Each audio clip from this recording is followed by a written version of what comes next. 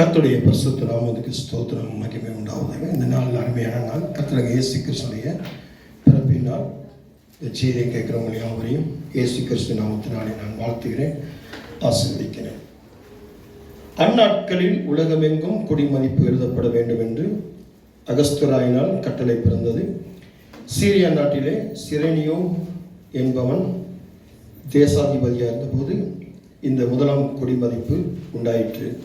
அந்தபடி குடிமதிப்பு எழுதப்படும் படிக்கும் எல்லாரும் தங்கள் தங்கள் ஊர்களுக்கு போனார்கள். அப்பொழுது யோசேப்பு தான் தாவீதின் வம்சத்தானும் குடும்பத்தானுமாய் இருந்தபடினாலே தனக்கு மனைவியாக நியமிக்கப்பட்டு கர்ப்பவதியான மரியாளுடனே குடிமதிப்பு எழுதப்படும்படி கலிலேயா நாட்டில் உள்ள நாசரேத் ஊரிலிருந்து யூதேயா நாட்டில் உள்ள பெத்லெகேம் என்னும் தாவீதின் ஊருக்கு போனான். அவ்விடத்திலே அவர்கள் இருக்கையில் அவளுக்கு பிரசவ காலம் நேரிட்டது. அவள் தன் முதல் பேரான குமாரனை பெற்று சத்திரத்திலே அவர்களுக்கு இடம் இல்லாதிருந்தபடினாலே பிள்ளையை துணிகளில் சுற்றி முன்னணியிலே கிடத்தினாள். அப்பொழுது அந்த நாட்டிலே மேய்ப்பர்கள் வயல்வெளியில் தங்கி ராத்திரியிலே தங்கள் மந்தையை காத்து கொண்டிருந்தார்கள். அவ்வேளையில் கர்த்தருடைய தூதன் அவர்களிடத்தில் வந்து நின்றான். கர்த்தருடைய மகிமை அவர்களை சுற்றிலும் பிரகாசித்தது. அவர்கள் மிகவும் பயந்தார்கள். தேவதூதன் அவர்களை நோக்கி, பயப்படாதீர்கள், இதோ எல்லா ஜனத்துக்கும் மிகுந்த சந்தோஷத்தை உண்டாக்கும் நற்செய்தி உங்களுக்கு அறிவிக்கிறேன். கர்த்தராகிய இயேசு கிறிஸ்துடைய பிறப்பை குறித்து பார்க்கிறோம். கர்த்தராகிய இயேசு கிறிஸ்துடைய பிறப்பு ஒரு சரித்திரத்தின் அளவில் ஒரு மிகப்பெரிய ஒரு சம்பவமாக இருக்கிறது. இந்த சம்பவம் உலகத்தை புரட்டி போடக்கூடிய ஒரு சம்பவமாக இருக்கிறது. உலகத்தை மாற்றக்கூடிய ஒரு சம்பவமாக இருக்கிறது. கர்த்தராகிய இயேசு கிறிஸ்துடைய இந்த பிறப்பு வரலாறை மாற்றக்கூடியதாக இருந்தது. எப்படின்னு சொல்லுவாங்க, கிறிஸ்துவுக்கு முன் கிறிஸ்துவுக்கு பின் என்று சொல்லி சரித்திரத்தில் ஒரு மிகப்பெரிய வரலாற்றில் மிகப்பெரிய ஒரு மாற்றத்தை உண்டாக்கக்கூடியதாக இயேசு கிறிஸ்துடைய பிறப்பு இருந்தது. இப்படி இருக்கும் பொழுது இயேசு கிறிஸ்துடைய பிறப்பு யார் யாருக்கு எப்படியெல்லாம் இருந்ததுன்னு சொல்லி பார்க்கும் பொழுது லூக்கா 2:14 பார்க்கும் பொழுது தேவனுக்கு மகிமையாக இருந்ததை குறித்து பார்க்கிறோம். உன்னதத்தில் இருக்கிற தேவனுக்கு மகிமையும் என்று சொல்லி பார்க்கிறோம். தேவனுக்கு மகிமையாக இருந்தது காரணம் என்னன்னு சொன்னால், கர்த்தராகிய இயேசு கிறிஸ்துவை சொந்த மகனாக இருந்த பொழுது அவரை இந்த உலகத்தினுடைய ஜாதி ஜனத்துக்கு மனுஷர்களுக்கு பாவத்திலிருந்து பொய்களிலிருந்து சாபத்தில் மீட்கும்படியாக அனுப்பப்பட்டிருக்கிறார். ஒரு பெரிய ஒரு காரியத்தை செய்யும்படியாக, ஒரு பெரிய ஒரு மாற்றத்தை உண்டாக்கும்படியாக அனுப்புனதுனால தேவனுக்கு மகிமையாக இருந்தது. எப்பயுமே ஒரு தகப்பனுக்கு தன் பிள்ளையினுடைய பிறப்பு எப்பயுமே மகிமையாக இருக்கும். ஆனால் பிதாவுக்கு இருந்த மகிமை எப்படி இருந்தது அப்படின்னு சொல்லி பார்க்கும் பொழுது அது மிகவும் பயங்கரமாக இருந்தது சொல்லி பார்க்குறோம். இரண்டாவதாக மத்தேயு 2:10 வாசிக்கும் போது சாஸ்திரிகளுக்கு சந்தோஷமாக இருந்ததாம். சாஸ்திரிகள் மிகுந்த ஆனந்த சந்தோஷம் அடைந்தார்கள் என்று சொல்லி பார்க்கிறோம். சாஸ்திரிகளுக்கு மிகவும் சந்தோஷமாக இருந்தது. அடுத்து மூன்றாவது மேய்ப்பர்களுக்கு ஒரு நல்ல செய்தியாக இருந்தது. லூக்கா 2:10 வாசிக்கும் பொழுது இப்போ வாசித்த பொழுது மிகுந்த சந்தோஷத்தை உண்டாக்கும் நற்செய்தி மேய்ப்பர்களுக்கு ஒரு நல்ல செய்தியாக, ஒரு குட் நியூஸாக இருந்தது. காரணம், ஒரு இரட்சகர் பிறந்திருக்கிறார் என்று சொல்லி அவர்கள் ஆனந்த முழக்கம், ஆனந்த சத்தம், ஆனந்த பாடல், துதி, கீர்த்தனை பாடினார்கள். அடுத்து யோசேப்புக்கு ஆச்சரியமாக இருந்தது. லூக்கா 2:33 வாசிக்கும் யோசேப்பும் அவருடைய தாயாரும் ஆச்சரியப்பட்டார்கள் என்று பார்க்கிறோம். இங்கே பார்க்கும்பொழுது யோசேப்புக்கு ஆச்சரியமாக இருந்தது. கர்த்தராகிய இயேசு கிறிஸ்து பிறப்பினுடைய காரியம் விசேஷமாக ஒரு ஆச்சரியம். எப்படி என்று சொல்லி பார்க்கும்போது பரிசுத்த ஆவியினால் பிறக்கப்பட்டவர் அல்லவா, அதனால அங்கு ஒரு ஆச்சரியத்தை உண்டாக்கியது. இரண்டாவதாக அடுத்து பார்க்கும்போது 5வது முறை காரியங்களை பார்க்கும்போது மரியாளுக்கு சிந்தனையாக இருந்தது. லூக்கா 2:18-19 வாசிக்கும் போது மரியாளும் அந்த சங்கதிகளை எல்லாம் தன் இருதயத்தில் வைத்து சிந்தனை பண்ணினாள் என்று சொல்லியிருப்பாங்க. அவர் சிந்தித்து கொண்டிருந்தாலாம். இயேசு கிறிஸ்துடைய பிறப்பை குறித்து என்ன செய்ய போகுது, ஏது நடக்க போகுது, எப்படியெல்லாம் காரியங்களை வாய்க்க போகுது என்று சொல்லி சிந்தித்து கொண்டிருந்தாலாம். எப்பொழுதுமே தாய்க்கு ஒரு பிள்ளை பிறக்கும் போது ஒரு சிந்தனையாக தான் இருக்கும். எப்படி வளர்க்குறது, எப்படி பெரிய வளர்க்குறது, எப்படி படிக்க வைக்கிறது, எப்படி உத்தமமாக உண்மையாக வளர்க்குறதுன்னு சொல்லி இப்படியெல்லாம் ஒரு சிந்தனைக்குள்ள காணப்பட்டிருக்கிறார். அடுத்து 6வது பார்க்கும்போது லூக்கா 2:28-29 சிமியோனுக்கு சமாதானமாக இருந்ததுன்னு சொல்லி பார்க்கிறோம். உமது அடியேனை சமாதானத்தோடு போக விடுகிறேன் என்று சொல்லி அங்கே எழுதப்பட்டிருக்கிறதை குறித்து பார்க்கிறோம். அடுத்தபடியாக ஏரோதுக்கு எப்படி இருந்தது? மத்தேயு 2:2 2-3 வாசிக்கும் போது ஏரோது ராஜாவும் எருசலேம் நகரத்தார் அனைவரும் கலங்கினார்கள் என்று சொல்லி பார்க்கிறோம். கலங்கினார்களாம். இயேசு கிறிஸ்துடைய பிறப்பை கேட்டு கலங்கினார்கள் அப்படின்னு சொல்லி பார்க்கும்போது பயந்தார்கள் அல்லது நடுங்கினார்கள் அல்லது பயங்கரமான ஒரு துக்கமாக இருந்தது. இயேசு கிறிஸ்துவின் பிறப்பு ஏறதுக்கு தான் மிகவும் கலக்கமாக துக்கமாக இருந்தது. ஏன்னா என்ன நடக்க போது நமக்கு தெரியும். ஆமென். அடுத்து 8வதாக பார்க்கும் பொழுது இஸ்ரவேல் ஜனங்களுக்கு ரட்சிப்பார். அதாவது நமக்கு எப்படி இருந்ததுன்னு சொல்லி பார்க்கும். மத்தேயு 1:21 வாசிங்க. Matthew chapter 1:21. மத்தேயு 1:21. அவர் ஒரு குமாரனை பெறுவார். அவருக்கு இயேசு என்று பெயரிடுவாயாக. ஏனெனில் ஆமென் ஆமென் ஜனங்களுடைய பாவங்களை நீக்கி ரட்சிக்க வந்திருக்கிறார். அவர் பேர் இயேசு என்று பேர். ஆமென்.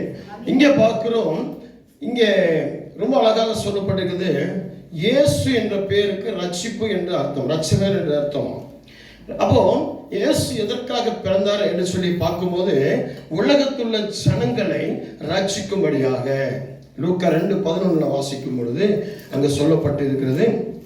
லூக்கா புஸ்தகம் 2:11 இன்று கர்த்தராகிய கிறிஸ்து என்னும் ரட்சகர் உங்களுக்கு தாவீதின் ஊரிலே பிறந்திருக்கிறார் அப்படின்னு சொல்லி பார்க்கிறோம். இங்க கர்த்தராகிய கிறிஸ்துன்னு சொல்லப்படுது. கிறிஸ்து என்று சொன்னால் மேசியா என்று சொல்லி பொருள்படுகிறது. மேசியா என்று சொன்னால் அபிஷேகம் பண்ணப்பட்டவர் என்று சொல்லி பார்க்கிறோம். நம்முடைய கர்த்தராகிய இயேசு கிறிஸ்து எதற்காக அபிஷேகம் பண்ணப்பட்டார்? ஒரு காரியத்தை செய்யணும் அப்படின்னா அதுக்கு ஒரு அபிஷேகம் தேவை. சும்மா போய் எதுவுமே செய்ய முடியாது. சும்மா ஒரு ஜெபத்தில் செய்ய முடியாது, துதியில செய்ய முடியாது, ஆராதனை செய்ய முடியாது. எதில் செய்ய முடியும் அப்படின்னு சொன்னால் அபிஷேகம் இருந்தால் தான் துதியிலும் ஜெபத்திலும் செய்ய முடியும். சொல்றது புரியுதா? இப்போ எதுக்கெடுத்தாலும் ஒரு அபிஷேகம் தேவை. அபிஷேகம் இல்லாமல் எனக்கு தரிசனம் வருகிறது என்று சொல்லி நிறைய விழுந்து போகிற ஜனங்களை பார்க்க முடியும். ஜெபத்தில் நாட்டம் இல்லாதபடிக்கு போகிறதை குறித்து பார்க்க முடியும். கட்டப்பட முடியாமல் சபையில் கட்டப்பட முடியாமல் சபையில தங்க முடியாமல் இருக்கிற ஜனங்களை பார்க்கணும். காரணம் அபிஷேகம் பண்ணப்படாமல் இருக்கிறதுனால பாவங்களில் விழுந்து போகிறதை குறித்து, பாவங்களிலே சில காரியங்கள் இழந்து போகிறதை சொல்லி பார்க்க முடியும். ஆகவே அபிஷேகம் நமக்கு தேவை. அபிஷேகத்துக்காக நம்ம என்ன பண்ணணும்? கர்த்தரை மகிமைப்படுத்தி ஏற்றணும். ஏன்னா இங்கே கர்த்தராகிய இயேசு கிறிஸ்து அபிஷேகம் பண்ணப்பட்டவர். எப்படி அபிஷேகம் பண்ணப்பட்டார் என்று சொல்லி பார்க்கும்போது ரட்சகர் என்று அபிஷேகம் பண்ணப்பட்டார். அதாவது உலகத்தை ரட்சிக்க வந்திருக்கிறார் என்று சொல்லி அபிஷேகம் பண்ணப்பட்டார். நம்முடைய கர்த்தராகிய இயேசு கிறிஸ்துவை பிதாவாகிய தேவன் நமக்கு கொடுக்கும் பொழுது எப்படி கொடுத்தாருன்னு சொல்லி பார்க்கும்போது யோவான் 3:16 வாசிக்கும் போது 3:16 தம்முடைய ஒரே பேரான குமாரனை தேவன் தம்முடைய ஒரே பேரான குமாரனை விசுவாசிக்கிறவன் எவனோ அவன் விசுவாசிக்கிறவன் எவனோ அவன் கெட்டு போகாமல் நித்திய ஜீவனை அடையும்படிக்கு. ஆமென். இதுக்காக இயேசு கிறிஸ்துவை பிதாவாகிய தேவன் நமக்கு தந்திருக்கிறார். கர்த்தராகிய இயேசு கிறிஸ்து எதற்காக பிறந்தார் அப்படின்னு சொல்லி பார்க்கும் பொழுது நம்மளை உலகத்திலே பாவத்திலிருந்து ரட்சிக்கும்படியாக, மீறுதலிருந்து ரட்சிக்கும்படியாக, அக்கிரமத்திலிருந்து ரட்சிக்கும்படியாக, பொய்களிலிருந்து ரட்சிக்கும்படியாக. இன்னைக்கு விசுவாசிகளுக்கு நிறைய பொய் பேசுறதை குறித்து பார்க்க முடியும், பொய்யாய் நடக்கிறதை குறித்து பார்க்க முடியும். நான் ரொம்ப வருத்தப்படுவதில்லை, வேதனைப்படுவதும் துக்கப்படுவேன். ஏன்னு சொன்னால் பொய் சொல்கிறவர்கள் முதலாவதாக வெளிப்படுத்தின விசேஷம் 21:8 வாசிக்கும் போது பொய் சொல்லுகிறவர்கள் நரகத்துக்கு முதல் இடத்துல நிற்கிறாங்க. அதனால நான் சொல்லும்போது பொய் சொல்லாதீங்க.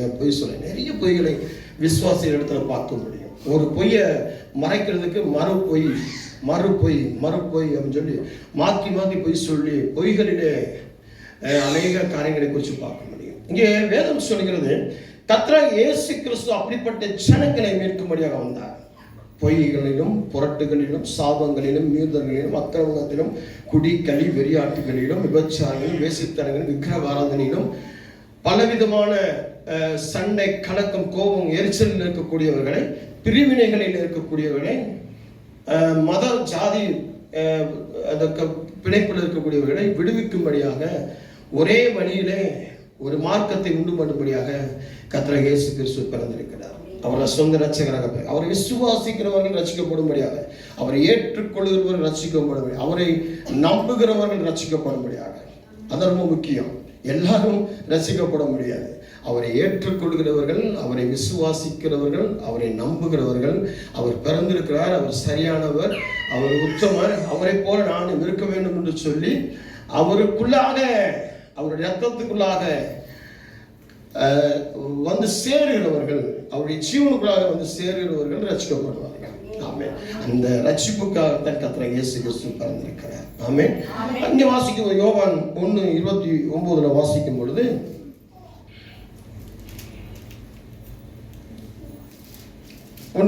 யோவான் 1:29 வாசிங்க. மறுநாளில் யோவான் இயேசு தன் இடத்தில் வர கண்டு, இதோ உலகத்தின் பாவத்தை சுமந்து தீர்க்கிற தேவ ஆட்டுக்குட்டி. ஆமா, உலகத்தின் பாவங்களை சுமந்து தீர்க்கிற தேவ ஆட்டுக்குட்டி. உலகத்தின் பாவங்களை சுமந்து தீர்க்கிற தேவ ஆட்டுக்குட்டியான கர்த்தராகிய இயேசு கிறிஸ்து எப்படி பார்க்கிறார் யோவான் பார்க்கிறார் சொல்லி பார்க்கும்பொழுது, உலகத்தில் உள்ள பாவங்களை நுகங்களை முறிக்கிறவர் நம்முடைய ஆண்டவராக இயேசு கிறிஸ்து எதற்காக பிறந்தார் என்று சொல்லி பார்க்கும்போது, நுகங்களை முறிக்கும்படியாக, நுகத்தின் சுமைகளை அறுக்கும்படியாக, நுகத்தை உடைக்கும்படியாக, மனுஷன் தூக்கி சுமந்து கொண்டிருக்கிற அந்த கட்டப்பட்டிருக்கிற நுகங்களை நிர்மூலமாக்குறதுக்காகவே கர்த்தராகிய இயேசு கிறிஸ்து பிறந்திருக்கிறார். ஆமென். நுகத்தை, உங்களுடைய நுகத்தையும் முறிப்பதற்கு, அதுக்காகத்தான் கர்த்தராகிய இயேசு கிறிஸ்து அபிஷேகம் பண்ணப்பட்டார். இங்கே மேசி என்று சொன்னால் அபிஷேகம் பண்ணப்பட்டவர் என்று சொல்லி பார்க்கிறோம். இது ஒரு கிரேக்க மொழியில் சொல்லப்பட்டிருக்கிறது. ஆகவே கர்த்தராகிய இயேசு கிறிஸ்து நமக்காக பிறந்திருக்கிறார். எப்படி பிறந்திருக்கிறார்? 2 கொரிந்தியர் 5:21 வாசிக்கும் போது, 2 கொரிந்தியர் புஸ்தகம் 5ஆம் அதிகாரம் 21ஆம் வசனம்.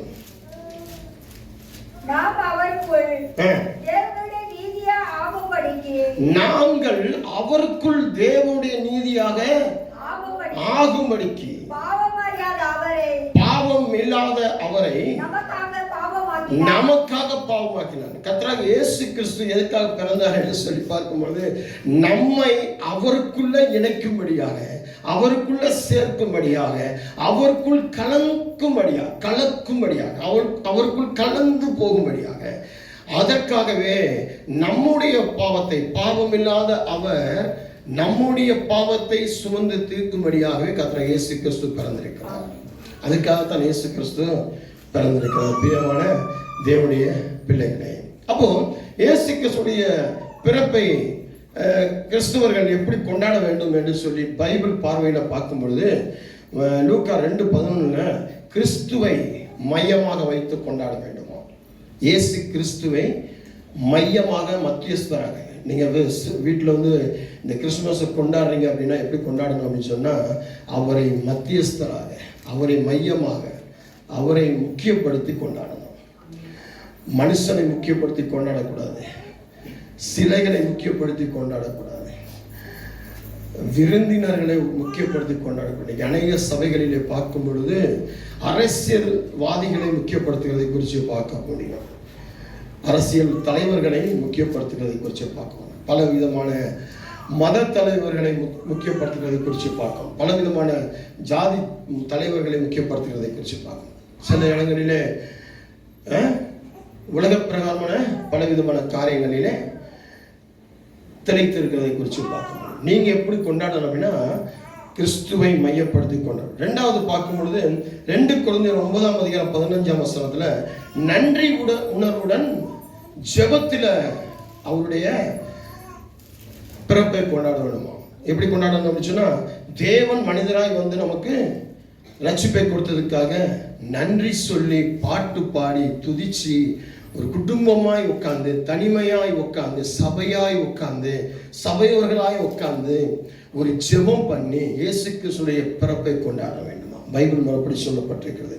அதே போல குடும்பமாய் உட்கார்ந்து, குடும்பத்தினர் எல்லாரும் ஒரு வீட்டுக்குள்ள உட்கார்ந்து குடும்பத்தினர்களோடு சேர்ந்து பாட்டு பாடி, துதிச்சு, நன்றி சொல்லி, இயேசு எனக்காக பிறந்திருக்கிறார், என் வீட்டுக்காக பிறந்திருக்கிறார், என் குடும்பத்துக்காக பிறந்திருக்கிறார், இப்படி ஒரு காரியத்தை பிதாவாகிய தேவன் செய்தபடினாலே அவரை மகிமைப்படுத்துகிறேன், போற்றுகிறேன், நன்றி சொல்கிறேன்னு சொல்லி பாருங்க. ஏன்னா இன்னைக்கு நிறைய குடும்பத்தினர் எப்படி கொண்டாடுவாங்கன்னா, சினிமா தியேட்டர்ல போய், கிளப்ல போய், ஹோட்டல்ல போய் கொண்டாடுவாங்க. அவன் அப்படி கொண்டாடாதபடிக்கு குடும்பத்துல தேவனை மகிமைப்படுத்தும்படியாக பெரியப்படுத்தும் ஜெபத்துல கொண்டாடணும். அதனாலதான் சபையில கூடி இந்த நாளிலே தேவ செய்தியினால மகிமைப்படுத்தி கொண்டிருக்கிறோம். அடுத்து பார்க்கும்போது எபிரேயர் 13:16 பார்க்கும்போது அன்பையும் பகிர்வையும் செயல்படுத்தும் அப்படின்னு சொல்லி, அப்போ எப்படி ஏழைகளுக்கு உதவும்படியாக தேவையா இருக்கிறவனுக்கு தேவை உள்ளவர்களுக்கு உணவு அல்லது பரிசு, ஆடையாக பரிசுகள் கொடுத்து, சில ஸ்வீட்டுகள் இனிப்பு வகைகள் பரிசாக கொடுத்து அவங்கள என்ன பண்ணலாம், இயேசு கிறிஸ்துவை பிறப்பின் கொண்டாடலாம். ஆமென்.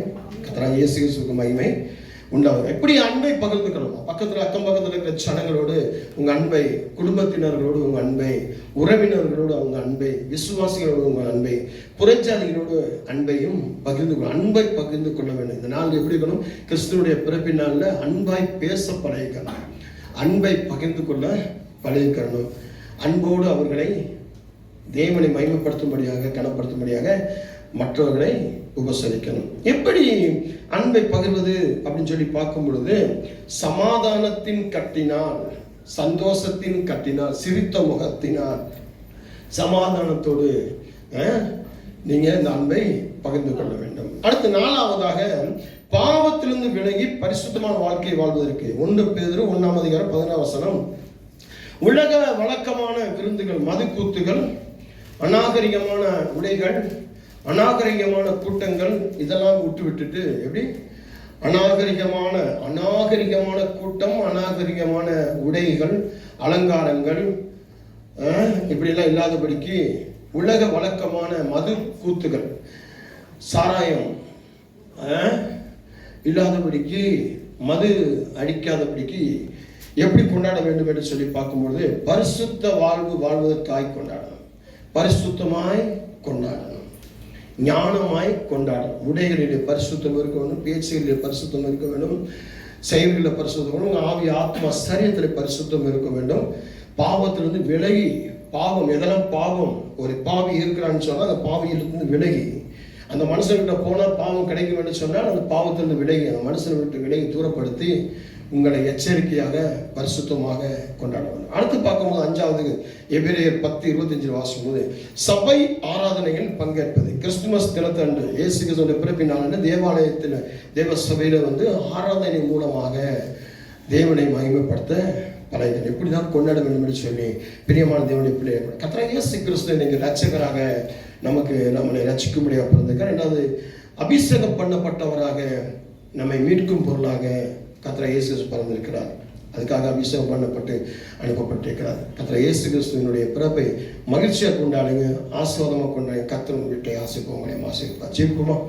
அன்பின் பரலோகத்தின் பிதாவே, இந்த 2025 வருஷம், இந்த டிசம்பர் 25 நாள் இயேசு கிறிஸ்துடைய பிறப்பை ஆண்டவராக இயேசுவை நாங்கள் அறிவிக்கும்படியாக இந்த சபையில் கூடி வந்திருக்கிறோம்.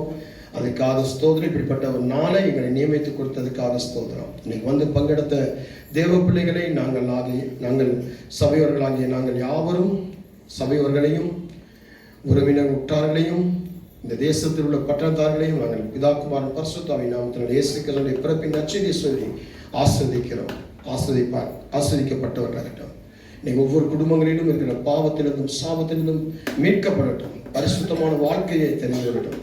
சபையை கட்டுகிறவர்களாக, ஜெபத்தில் வளர்கிறவர்களாக, பிள்ளைகளையும் சரியான முறை வளர்க்கக்கூடியவர்களாக, வளர்ந்து செயல்படக்கூடிய, கர்த்தருக்காக பாடுகிறவர்களாக, துதிக்கிறவர்கள், ஜெபிக்கிறவர்களாக ஒவ்வொருவரையும் மாற்றும், தொடர்ந்து நடத்தும்.